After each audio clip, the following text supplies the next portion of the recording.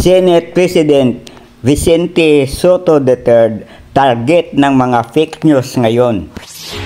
Ito'y hindi malayo sa sinasabi na ang China ay nagbabayad ng mga trolls. May mga Chinese nationals na gumagamit ng Pilipinong pangalan para ikubli ang kanilang gawain, nasiraan ang mga opisyales na kumukontra sa layunin ng Communist Party of China na i-destabilize ang ating gobyerno. Pero meron din talagang mga Pilipino na sadyang nagtatraidor dahil sila ay bayaran. Hindi nila naisip ang kapakanan ng ating bansa at mga consequences ng ating saling lahi kung sakaling makontrol o masakop tayo ng China. Sa ngayon, ang objective ng mga ito, siraan ang kasalukuyang administrasyon para tanggalin si President Bongbong Marcos at ipalit si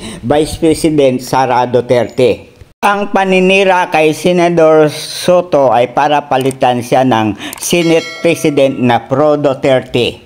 Para ang investigasyon sa Senado tungkol sa katiwalian ay malutong makaw at maibintang kay PBBM lahat.